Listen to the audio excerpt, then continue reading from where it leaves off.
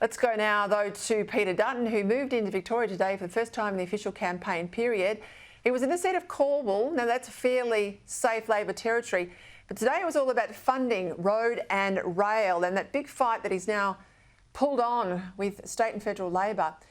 He wants to cut $200 billion, he won't cut, sorry. He won't go ahead with Labor's $200 billion spend on that much maligned Suburban Rail Loop.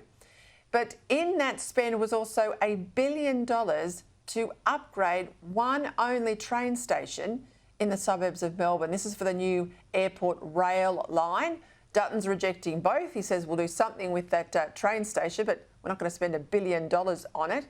We'll scrap the Suburban Rail Loop and he'll put that extra money. It'll stay in Victoria, but he'll put that extra money into new roads and potholes, something that's desperately needed, I know, as a Victorian. Let's cross in now to his travelling media pack and speak to our Canberra reporter, Cam Reddin. Cam, welcome. I say this is big news because I tell you what, that rail loop in Victoria, the Suburban Rail Loop, $200 billion. Geez, it's been controversial.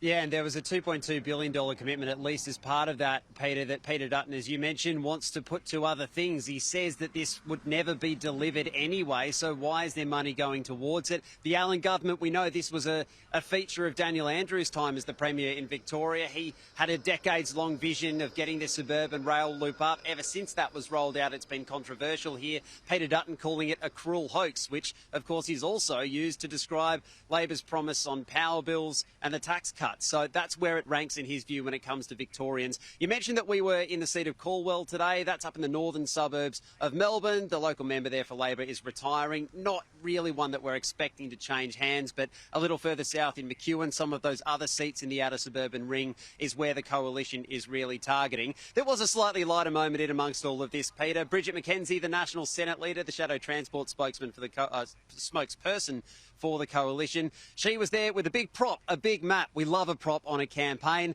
There was only one little problem. The map wasn't quite big enough for her to show us exactly where we were standing and the rest of the rail line. I managed to get there in the end with her, though, eventually.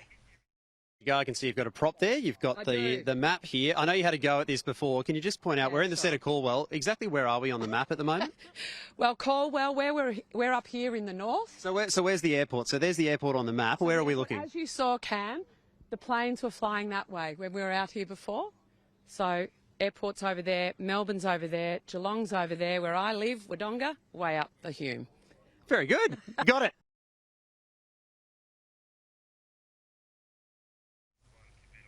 Right, Cam, I'll leave it there. I suspect you're in Melbourne overnight, but we'll see where you are tomorrow. We'll see if the PM stands next to the very unpopular Labor Premier in Victoria.